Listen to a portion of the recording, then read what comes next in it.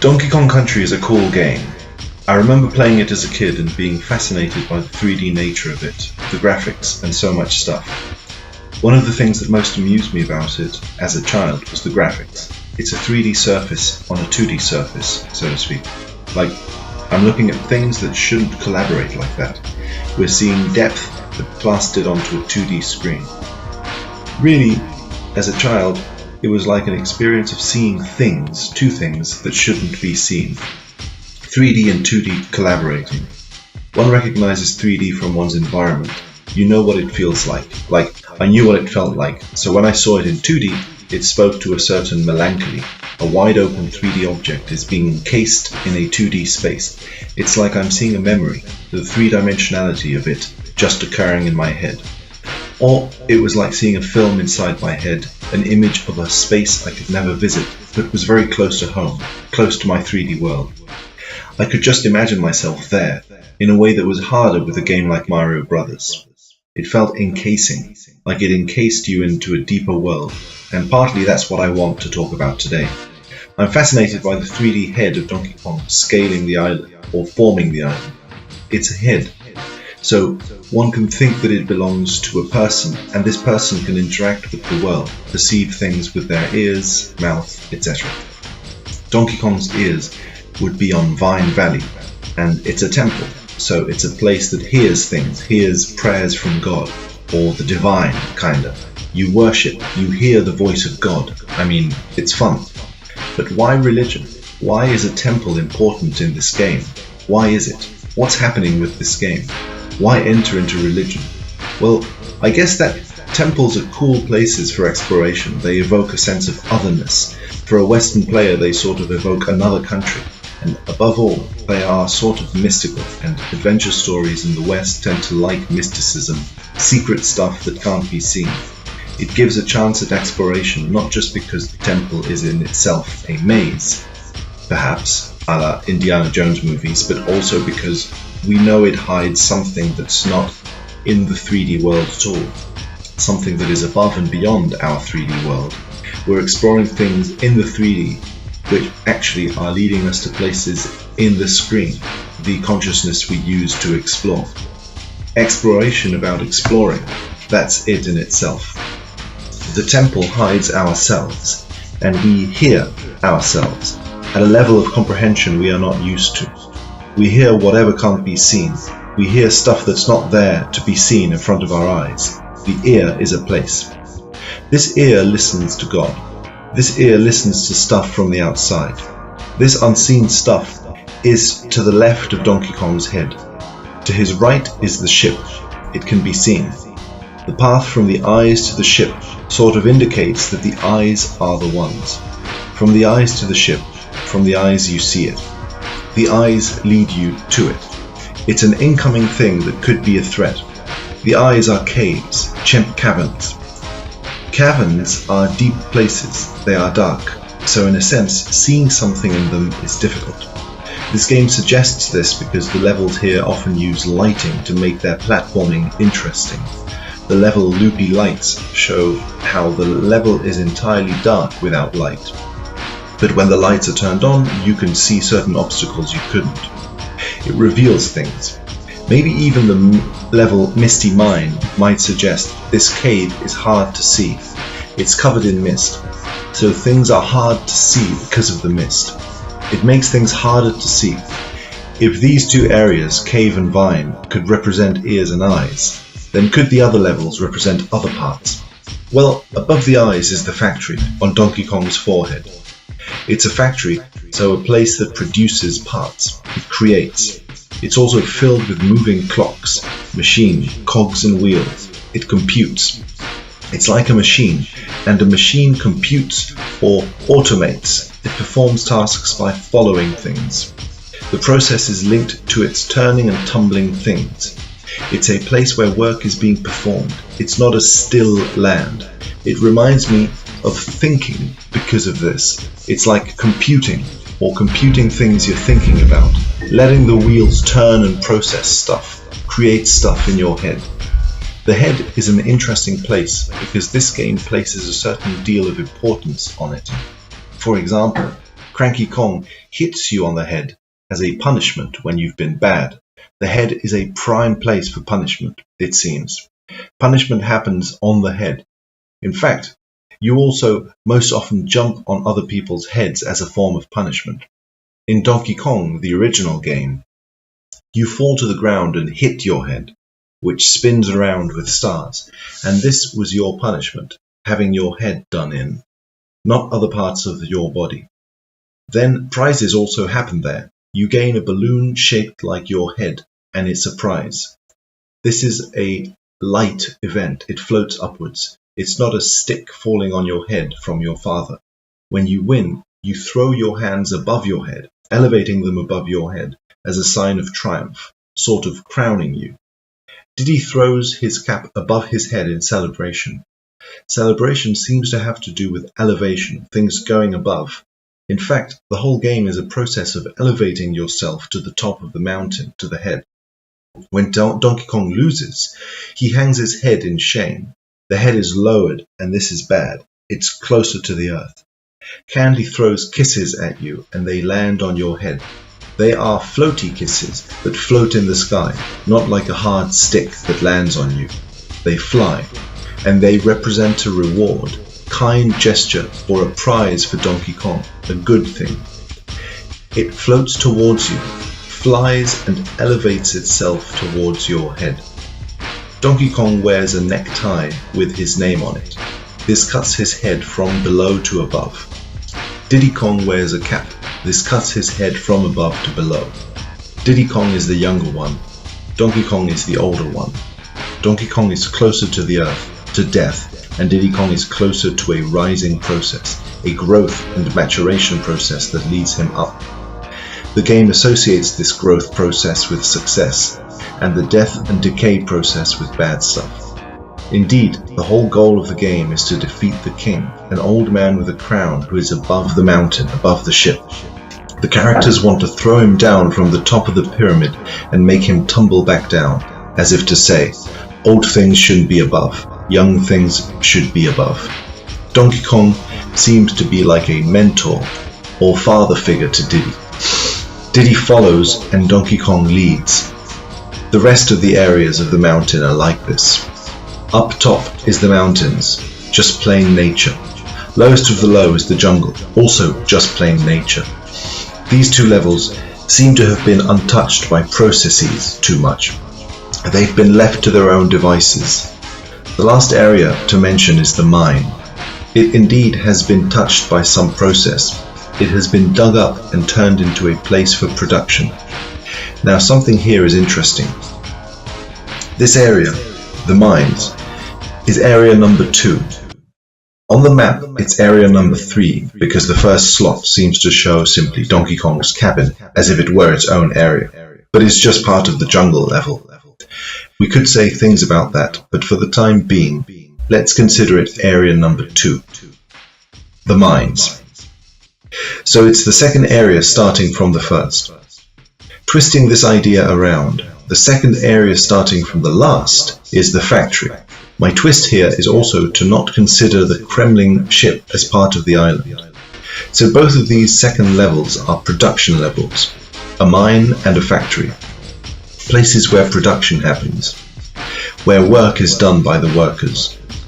So places where our work is done. One is technologically closer to our times than the other. The factory is closer to the history of us as players, and the mine is technology that has existed from before. Now this confuses me because the third area from the start and the end are Vine Valley and the mountains. I'm not sure what to say about that.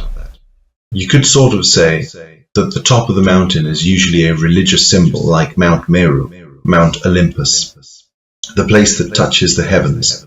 Indeed, Vine Valley has a temple sort of styled as a Greek temple, so indeed it seems like a temple that would grant power to the heavens. Maybe then the temple leads you to the heavens.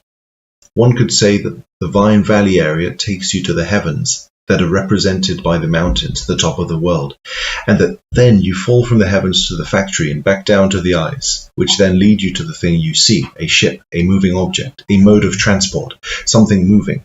However, this story could be a little bit strange to me. I'm not sure how to make all the pieces fit. One could look again at the cabin. Why is it a separate area? Well, for structural reasons, it's probably because the cabin is where the origin of the game is. You're finding out that the treasure has been stolen, etc. So the game starts there, and then you move forward. It's given enough importance to be its own area, the cabin, a wooden object you can go inside of. The ship is also a wooden object you can go inside of. And to my defense, I would say that it's also a separated part of the map. Like the cabin, it's an area that doesn't really exist as its own place. It's just a place where a single event takes place, not really an area with many different levels. Both of these areas are just events where things happen in the story.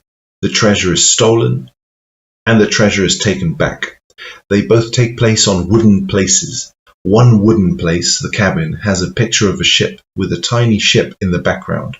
Then the ship itself reveals itself to be a picture on a screen, a game with credits falling down, as a fake game. What we thought was a fully fledged world is just a 2D image instead of 3D. What we thought was a painting in the cabin, a 2D painting, turns out to be a 3D volumed space where the ships are actually moving and waving about. So each picture points to the inverse of itself. A 2D painting that points to the 3D space, and a 3D space that points to a 2D space. They reveal each other in the inverse, a space that reveals its spacelessness, and a spaceless idea that reveals its spacious 3D-ness, its materialization.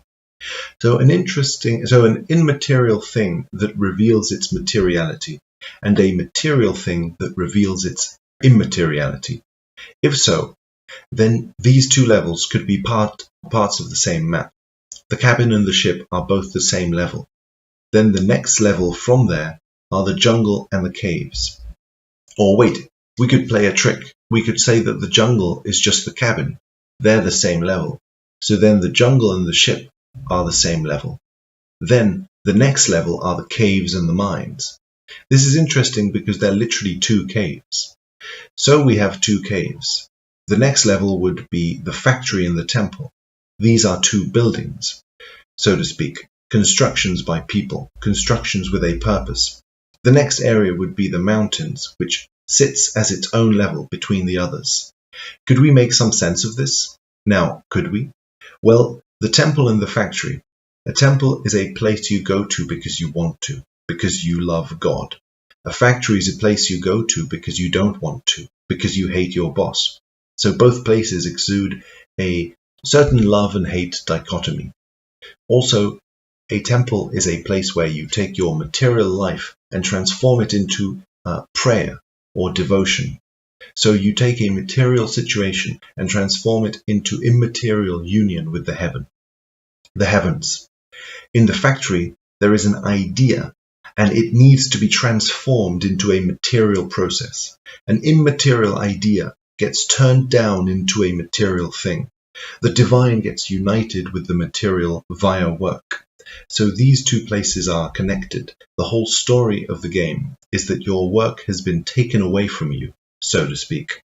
You've accumulated all these products of your work, and it's taken away from you.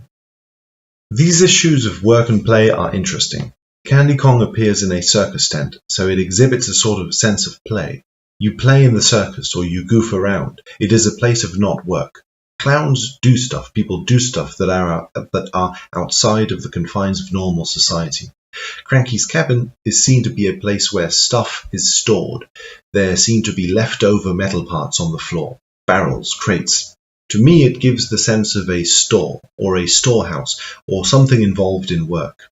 Here he gives you information about the world that he's got, he gives to you. In Candy's circus, she stores information for you. She stores your point in the world. You give her a material location you're in the world, and she stores it. Cranky gives you mental knowledge that applies to material realities in the world. specific tricks you can actually find in the world, hidden worlds, and so on. So, like the temple was a place where materiality was turned into immateriality, so is Candy's point. And Cranky and the factory are both places, perhaps, where ideas are transformed into material realities, immaterial to material. Both are located around the fun and work axis. Cranky Kong is a strict man. He chastises. There is a lack of pixels in his house. He complains that games should occupy as least pixels as possible. 2D is better. 3D is bad. 3D is a waste of space. He complains that energy is wasted trying to animate things that shouldn't be. His beard is too swaying, so it wastes too much space. It seems as if space is a big concern for him. Candy Kong seems to be someone who can absorb as much space from you as can. She is also an entertainer. She is a circus owner, and therefore, supposedly, involved in entertainment. She strikes poses reminiscent of pin-up models. One gets the sense she is an object of admiration for sexual attraction, and therefore entertainment in this sense. The object of attraction is that whoever gets close to her would do so by an alluring process.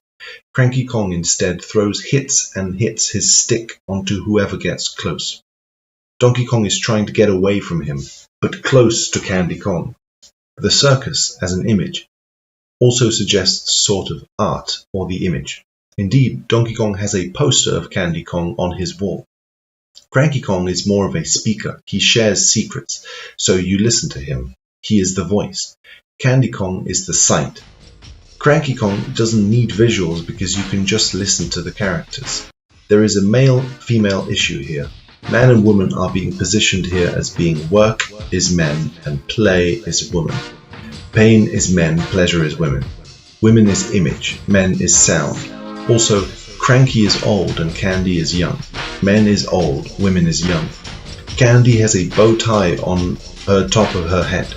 Cranky has a beard hanging down the lower part of his head, and a stick. It seems this correlates to Donkey Kong and Diddy. Since Diddy is young, so he's correspond to Candy, and he also has an element on the top, his cap on the top of his head. Donkey Kong is older, so he'd be Cranky Kong, and he also has a thing dangling down the bottom of his head, this tie.